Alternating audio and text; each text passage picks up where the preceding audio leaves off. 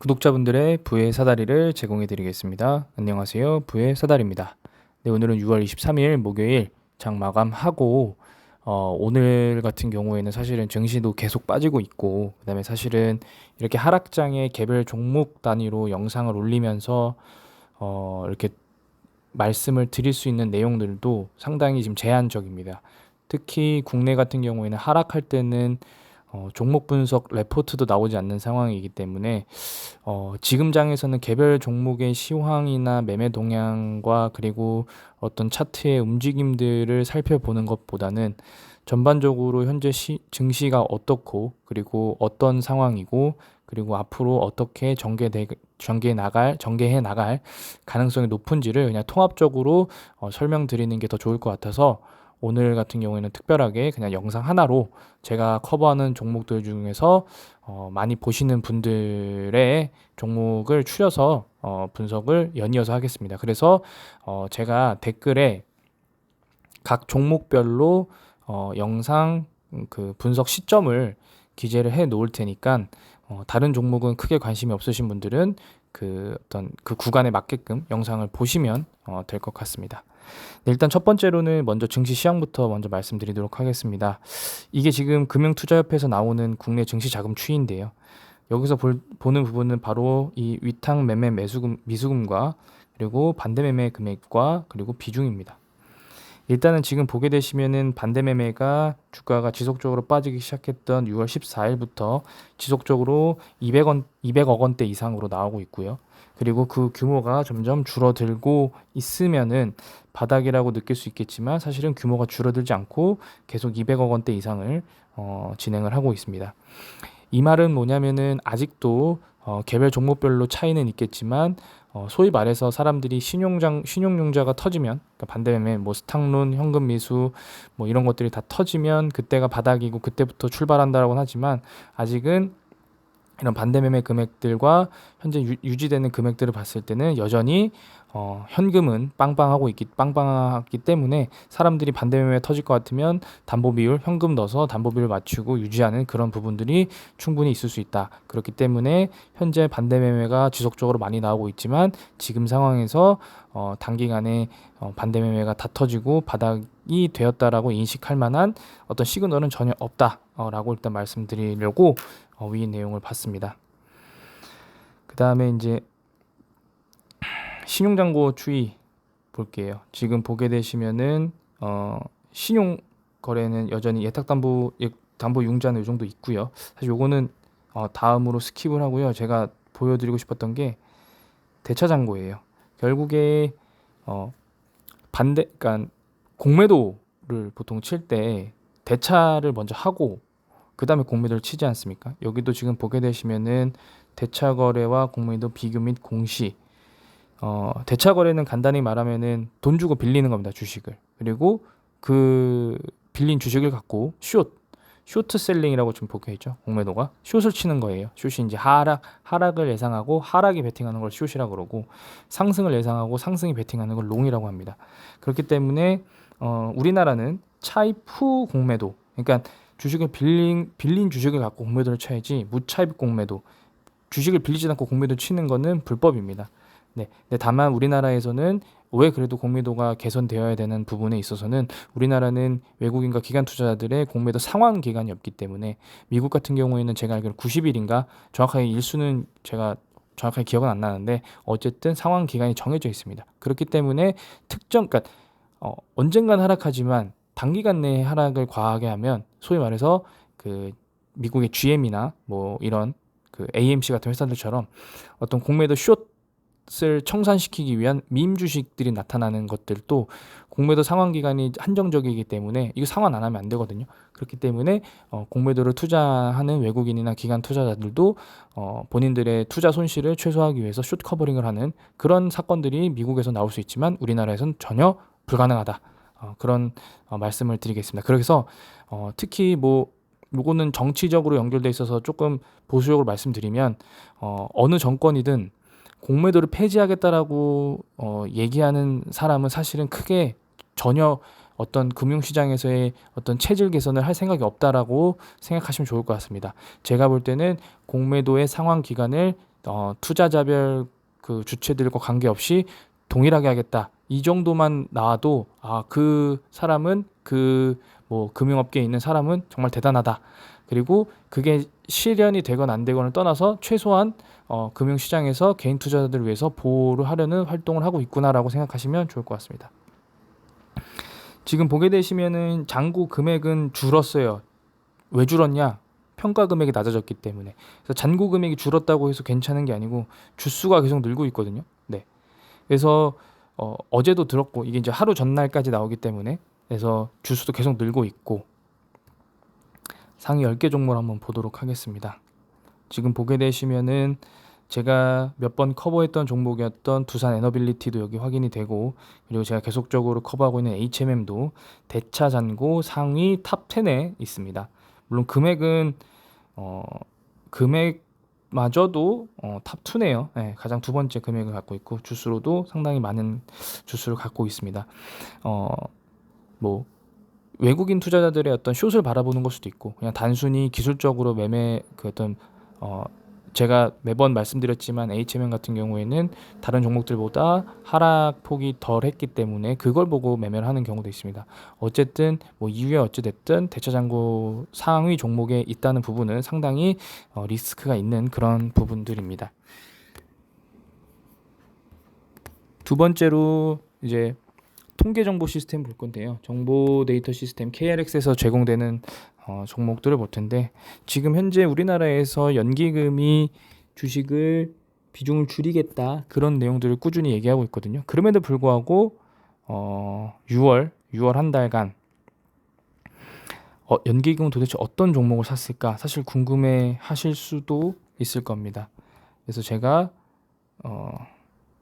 설명을 한번 데이터를 한번 보고 한번 확인해 보겠습니다. 그래서 6월 21일부터 23일까지 조회를 하면 연기금은 LG 에너지 솔루션, LG 화학, 카카오뱅크, 크래프톤, 삼성 SDI, OCI, SK 이노베이션, 현대중공업, 하나솔루션, 포스코 케미칼, FNF 정도를 꾸준하게 매수를 해왔습니다. 이게 10억 원 단위이기 때문에 LG 엔솔 같은 경우에는 1000억 원 정도를 매수를 했습니다. 근데 제가 과거에 이 연기금 매매를 한번 설명드릴 때 사실은 순매수 금액보다 총 매수, 그러니까 매수와 매도를 합친 총 거래에서 매도의 비중이 10% 미만일 때나 유의미하지. 예를 들어서 100억인데 이런 경우죠. LG화학 같은 경우에는 LG 에너지 솔루션과 동등한 수준으로 매수 금액이 들어왔는데 보게 되시면은 사실은 매수와 매도가 거의 비등비등합니다. 물론 LG 에너지 솔루션도 매수 비중이 압도적으로 높은 건 아니지만 그래도 한 절반 수준 65대 35 정도는 되거든요. 근데 사실은 LG화학 같은 경우에는 한 55대 45 정도로 매수와 매도가 비등합니다. 그렇기 때문에 이런 거는 보통 단기 트레이딩 같은 경우일 수도 있고 그 다음에 한 달간으로 봤기 때문에 사실 일별로 보면은 트렌드가 또 바뀔 수도 있습니다. 그렇기 때문에 이런 거래 대금을 보면서 뭐 예를 들어서 지금 FNF 같은 경우에는 상당히 매수보다는 매도가 훨씬 적거든요. 이런 종목들은 한번 어떤지를 상황을 보고 매매 동향과 이런 것들을 보고 매매할 만하면은 사실은 좀 관심 종목에 추가하는 것도 나쁘지 않습니다. 지금 보게 되면 뭐 SD 바이오센서도 지금 진단키트 회사로 최외 진단키트 회사로 대장인격을 하고 있는데요. 사실은 매도보다는 매수가 훨씬 많은 그런 종목입니다. 반대로 순매도 종목이 많은 이 종목들 같은 경우에는 사실은 버틸 수가 없는데요. 반대로 보도록 하겠습니다. 자, 삼성전자가 약한 이유는 바로 여기에 있죠. 삼성전자 순매도 금액 탑 1이고요. SK하이닉스도 반도체가 약해진 이유입니다. 그리고 포스코홀딩스도 계속 연일 신저가를 갱신하는데 다 이유가 있습니다. 결국에는 가격은 파는 주체가 많아야 되고 그 파는 주체의 힘이 세면 셀수록 가격이 더 떨어집니다. 개인들이 주가 오를 때 아무리 매도해봐야 주가가 오르는 건 계속 오르는 이유는 개인들의 물량이 아무리 많다고 하더라도 그 힘, 한 개인의 힘이 그렇게 크지 않기 때문에 주가가 뭐 이렇게 밀려 내려갈 수가 없지만 연기금 같이 어떤 대형 기관 투자자들의 지속적인 매도는 주가를 떨어뜨릴 수밖에 없습니다. HMM 같은 경우에도 280억 원 정도 순매도를 하고 있기 때문에 주가가 버틸 수가 없는 상황이라고 생각이 됩니다. 일단 이렇게 간단하게 시황이나 이런 부분들을 설명을 드렸고 이제는 종목에 대해서 설명드리도록 하겠습니다. 첫 번째 SK케미칼입니다. SK케미칼 주주분들 일단은 오늘도 신저가 갱신했고 그다음에 저가가 종가로 마감해서 내일도 추가 하락이 예상이 됩니다. 계속 지속적으로 말씀드렸던 8만 원대는 드디어 도달을 했고요. 여기서 이제 10%만 더 빠지면은 7만 원대까지 빠질 수 있습니다. 다만 뭐 오늘도 그렇고 어제도 그렇고 사실은 장중에는 좀 버티다가 장 마감에 밀려버리던데요. 뭐 이유는 간단하겠죠. 일단은 지금 매매 동향을 보게 되면은 잠시만요. 뭐 어제 들어왔던 연기금은 다시 바로 나갔고요. 물론 금융투자는 만주를 매수했지만 외국인이 11,500주. 심지어 안전하던 공매도도 오늘 20%나 나왔습니다. 오늘은 공매도에 공격으로 하락을 하게 되었고요. 대차장고도 계속 늘어나고 있습니다. 이 정도 늘어났던 부분은 사실은 최근 6개월 거의 처음인 것 같은데요. 지금 보게 되시면은 70만 주 때는 있었지만 이렇게 지속적으로 늘어났던 때는 없었거든요. 그래서 사실은 공매도 이 가격대에서 공매도를 친다라는 건 추가적인 하락을 보고 있다라고 좀 생각이 되는 것 같고요. 그래서 시장이 증시 시장이 좋아지지 않는다라고 하면은 추가적인 하락은 예전에는 하락할 수 있습니다였지만 지금은 하락할 것 같습니다라고 표현이 조금 더 세졌다라고 생각하시면 좋을 것 같습니다. 별 뉴스도 없어요. 뭐 차라리 좋은 뉴스라도 나온다라고 하면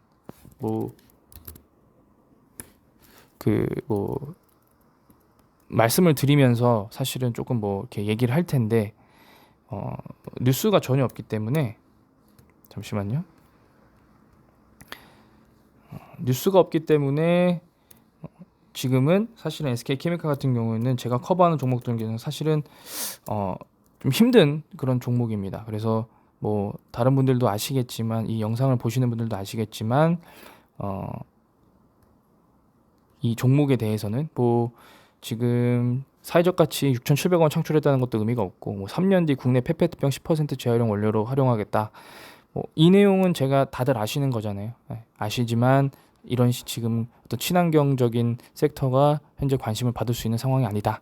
라는 설명을 드리도록 하겠습니다. 두 번째로는 SK바이오사이언스입니다. SK바이오사이언스로 넘어갈게요. SK바이오사이언스도 뉴스가 없습니다. 뭐 지금 오늘 4시 18분에 리포트 하나 나왔네요. 목표 주가 12만 5천 원입니다. 충격적인 목표 주가죠. 목표 주가를 기존에 아예 언급조차 안 했던 한투 증권인 것 같은데요. 왜냐면은 가격이 뭐 올랐다 내렸다는 내용들은 없으니까. 그래서 뭐 스카이코비언 하반기 매출 발생 전망 누구나 다 아는 내용이고, 그다음에 범용 백신도 개발 중이다. 이것도 이미 다 나온 내용입니다. 그래서 뭐 이런 리포트도 크게 의미가 없다라고 말씀을 드리도록 하겠습니다. 매매 동향을 볼게요.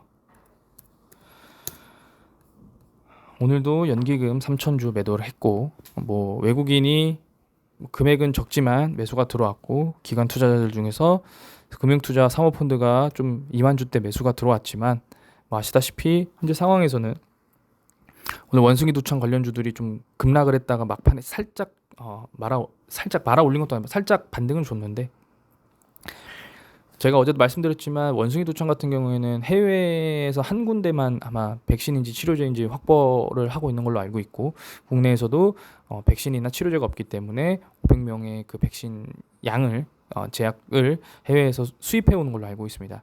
그렇기 때문에 바이오 투심도 살아나려면 어떤 특정 섹터가 반등을 주면서 올라가야 되는데, 삼성바이오로직스 같은 경우에도 지속적으로 하락을 하고 있기 때문에 SK바이오사이언스 입장에서도 쉽지 않은 그런 상황입니다. 뭐 대차장고도 보게 되시면은 뭐 줄어들긴 했으나 뭐 크게 의미는 없고요.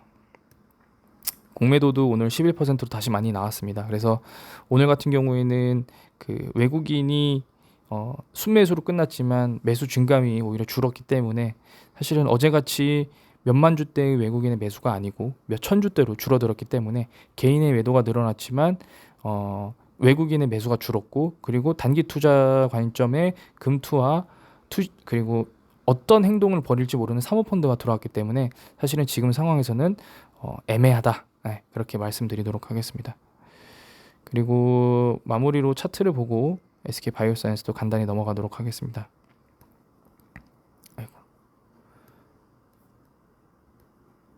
지금 어제도 말씀드렸지만 이게 버티면 안 되고 이게 올라가야 된다고 말씀드렸는데 사실 버티기 모드로 아니면 살짝 떨어지는 모드로 지금 바뀌어가는 것 같습니다.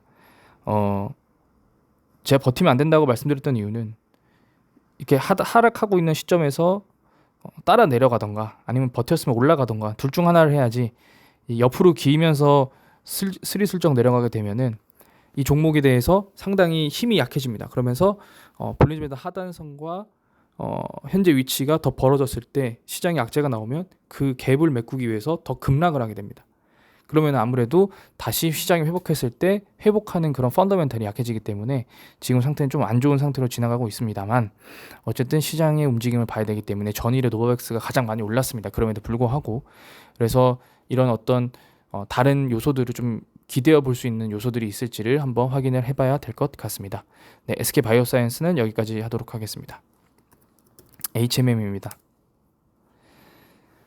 HMM도 결국에 오늘도 버티질 못했어요. 지금 좀 아쉬웠던 부분은 뭐가 있냐면은 오늘 SM상선이 대량 매수 들어왔더라고요. 100만 주 매수 들어왔는데 사실 SM상선 입장에서는 내가 만약에 목표 지분율이 10% 이상이다라고 하면은 땡큐죠. 시장이 안 좋아서 싸게 사는 거니까. 근데 어쨌든 주주 입장에서는 SM상선은 사실은 어떤 개인 인간이 아니고 어떤 주체지 않습니까? 주체인 경우에는 사실은 주가가 더 빠진다고 하더라도 상관이 없어요. 그냥 평가 손실로 메꿔버리면 그만입니다. 그렇기 때문에 지금 상황에서는 SM 그룹이 매수하는 게 상당히 좋지만 어떤 사실 SM 그룹이 이제 공시하고 매수를 하잖아요. 그로 인해서 그 예비 매도 물량들이 더 빠르게 나올 수 있는 겁니다. 예를 들면 외국인이 물량을 1000만 주를 던지고 싶은데 내가 이거를 시장에서 매수자가 없이 던져버리면 주가가 안 던졌으면 2% 빠질 거를 만약에 조금씩 던졌으면 5% 빠질 걸 매수자가 없어서 던져버리면 10% 빠지면 손실이잖아요. 근데 지금은 외국인이든 뭐 연기금이든 받아줄 주체가 있어요. SM상선이 계속 매수를 해주고 있잖아요. 그러면 외국인도 마음 놓고 던집니다. 왜냐? SM상선이 매수할 거니까.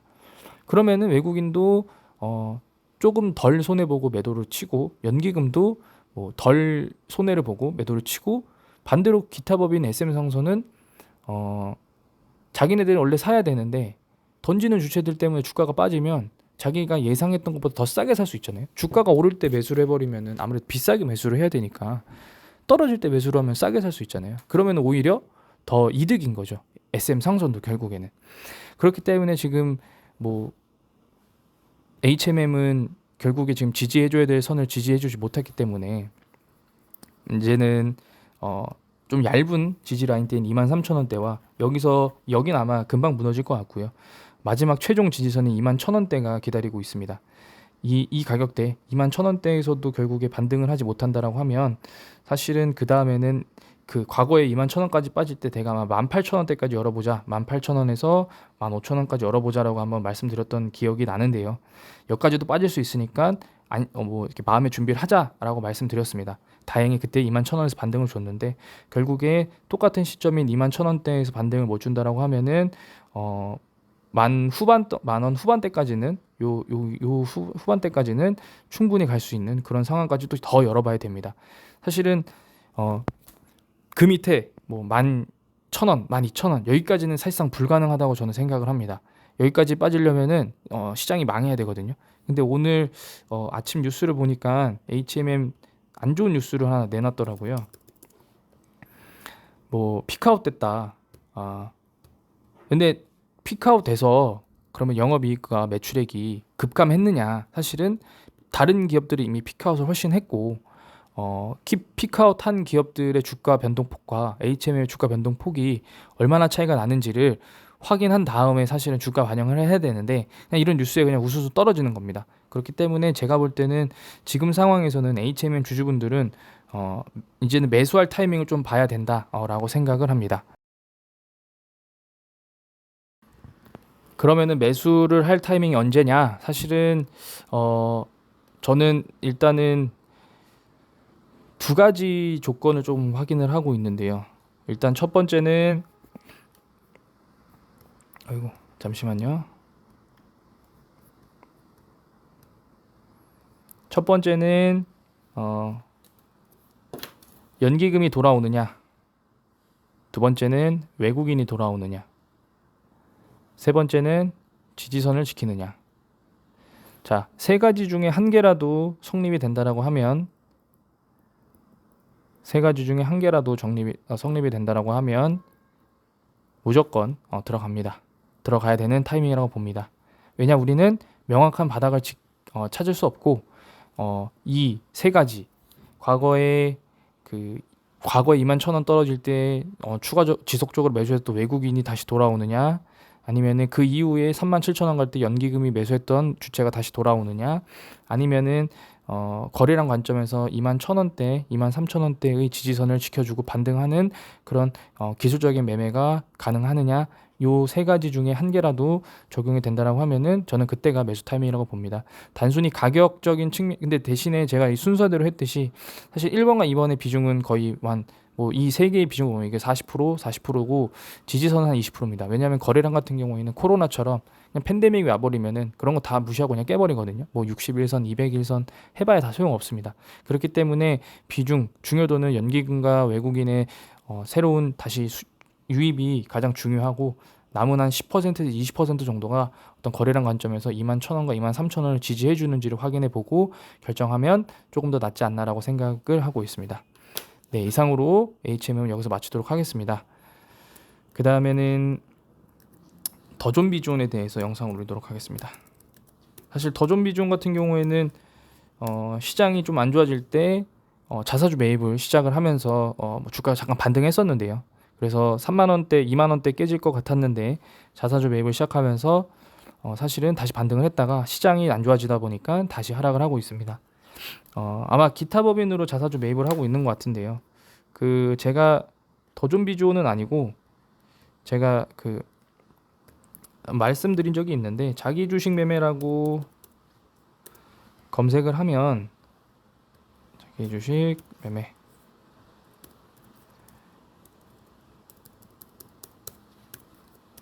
자기 주식 매매라고 하면은 이렇게 나옵니다. 신청 내역과 체결 내역. 유가증권 시장에서 더존비존은 현재 지금 5만 주, 그래서 누적으로 12만 1,000주를 매수했습니다. 그래서 지금 상황에서는 신청 수량이 5만 주고, 아마 오늘도 신청을 더존비존이 오늘은 6만 주를 신청했네요. 네, 그래서 오늘 6만 주 아마 대부분 거래되지 않았을까라고 생각을 합니다. 아마 기타 법인으로 매수를 하지 않나라고 생각이 드는데요. 맞는 것 같습니다. 보게 되시면은 기타 법인 6만 주 들어왔고, 어제 5만 주, 3만 주 이렇게 해서 한 11만 주 정도 매수가, 그리고 전부터 있으니까 기타 법인으로 아마 매수를 하고 있는 것 같은데, 보통 이제 제가 커버하던 SK케미칼 같은 경우에는 이제 위탁을 맡기면서 금융 투자로 잡혔고, 자기가 직접 매매하는 경우에는 기타 법인으로 보통 매수가 잡힙니다. 그래서 오늘 같은 경우에 추정 평균가를 보면은 34,000원, 이제 높은 가격에서 매수를 해줬기 때문에 그나마 주가가 좀 덜 빠졌지만, 어쨌든 더존비존의 명백한 문제점은 외인 지분의 이탈입니다. 이게 45%까지 올라갔던 거가 지금 현재 27%까지 빠졌는데요. 이게 도대체 언제쯤 턴어라운드 할 수 있을지가 가장 중요하고요. 연기금의 매수도 소용없습니다. 외국인의 지분이 다시 얼마나 돌아오는지 가장 중요하고, 그 다음에는 자사주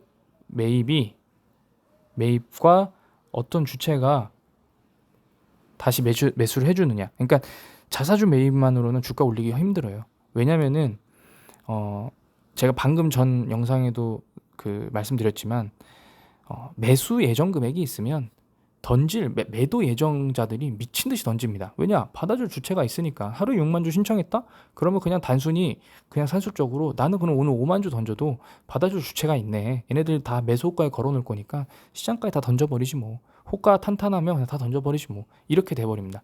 그렇기 때문에 단순히 연기금만 단순히 기타 법인 그러니까 자사주만 매입을 하는 게 아니고 지금처럼 이틀간 연기금이 7만 주 매수했던 것처럼 매수에는 주체가 필요로 합니다.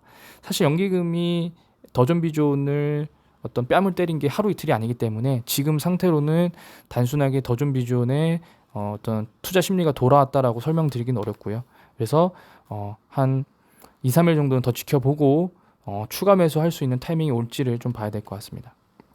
지금 보게 되면은 주가는 거의 2017년대 수준으로 돌아왔고요. 그래서 뭐 다른 영상도 그렇지만 사실 지금은 어떤 매매 동향이나 어떤 이평선들을 보고 설명드릴 수 있는 상황이 아니기 때문에 더존비존은 자사주 매입과 외인의 복귀 그리고 자사주 매입에 연기금이 얼마나 동조를 해주는지를 지켜보시면 좋을 것 같습니다.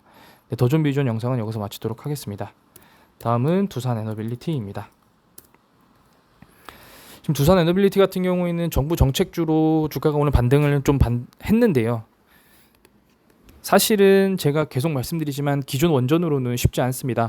왜냐면은 과거 두산중공업이 탈원전 정부의 정책에 탈원전 정책에 발맞춰서 기업이 망해가면서 실제로 탈원전을 했고 그래서 친환경 에너지 회사 사명도 에너빌리티 그러니까 에너지와 서스테이너블 지속 가능한 에너지의 어떤 창출을 하겠다라는 사명도 바꿨는데 이제 와서 다시 기존 원전을 하겠다 쉽지 않습니다. 과거에 두산중공업이 해외에서 원전 수주나 경쟁력이 뛰어났다라고는 하지만 현재는 과연 그럴까라고 하면은 물음표입니다. 그렇기 때문에 단기적으로 이런 정부 정책 때문에 주가의 반등을 받을 수는 있지만 이게 지속적으로 유지되긴 어렵습니다. 결국에는 두산중공업도 친환경 에너지인 뭐 풍력이나 그다음에 뭐 수소, 그다음에 폐배터리 이 사업과 함께 두산에너빌리티의 주력 산업인 SMR이 시장에서 반등을 받아야 됩니다.